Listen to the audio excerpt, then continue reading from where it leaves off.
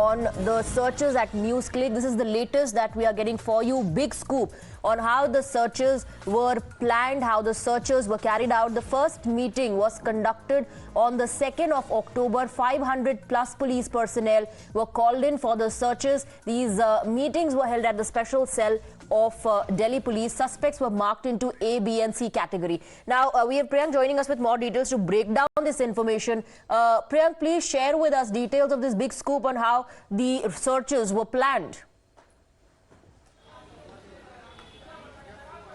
See, Swati, it was searches which were carried out by the Delhi Police Special Cell against journalists, media organizations. So they knew it very well that these journalists could be having multiple sources in the police department also. That's why this information was kept very much secretive. What we got to know that on 2nd, which is of yesterday, there was meeting which happened at the Delhi Police headquarters where the senior officials were present. And today at around 2 a.m., the call time was given to all those officials who were brought in from several other police stations as well as the battalions of the Delhi Police. Then the mobile handset of all these police personnel was kept at a safe box here at the Delhi Police Special Cell headquarters. Following to which the searches started around 6 to 6:30. It was around 7:15 when the Delhi Police personnel actually reached the residence of Abhisar Sharma, who stays in Noida. And since then, you can see that there are a series of individuals who have been coming here, along with those who are the advocates. What sources have been indicating that the sections of UAPA 16, which is of Terrorist Act, Section 17 of UAPA, which is raising fund for Terrorist Act, Section 18, which is of conspiracy, and Section 22, which is of the offences to the company, was also added in this particular FIR for which these individuals have been picked up. On the other side, what we got to know that when these individuals were searched and they were questioned, the Delhi Police Special Cell asked them questions regarding the protests which happened in the northeast. Priyank, stay on with us. Stay on with us. Let's also break down the information about the sections that have been slapped under UAPA.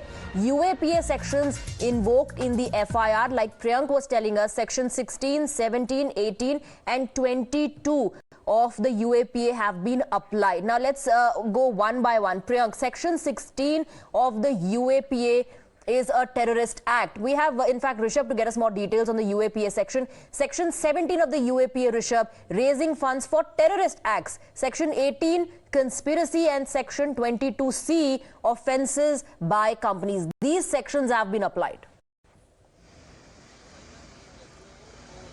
Well, definitely, as per the sources, the sections that have been applied right now, as I mentioned, Section 16 of UAPA, which is for Terrorist Act, then Section 17 of UAPA, which is raising funds for Terrorist Act.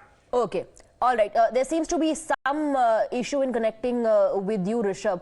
Let me go back to Priyank on this, on the sections that have been applied. The first one, Section 16, Priyank, Terrorist Act. Now, the sections that have been applied under UAPA gives you a sense of how serious the charges are. That's what the government sources are also saying. The charges are very serious and that's why a probe is required. Yes, it is, Swati. This is the most stringent section in the Indian Penal Code which is applicable against these individuals, which is of section of UAPA, which is of Unlawful Prevention Act. This is a section which is applicable in anti-national activities, or these sections of the UAPA, which is being added against those individuals who are, booked under India activities. While talking about the sections, Section 16, 17, 18, which is of Terrorist Act, helping, raising fund for the terrorist organization, 18, which is of conspiracy, as well as Section 22, which is against the company, because we are talking about a company, NewsClick, whose individuals and all those people who are working in this organization were subject to interrogation. That's why it clearly gives a picture that this certainly is against those individuals who have been working in the company. But prima facie, what it appears that this particular FIR was filed under the sections of 22 of UAPA, which is of against the company which was indulging in these kind of alleged activity. When these individuals against whom the raids were carried out, a few of them were let allowed to go back home after a few rounds of questioning. The question to several protests which has happened in the country was asked, and not only in Delhi but also in northeastern part of the country where the protests happen, ongoing protests which we have observed Right. in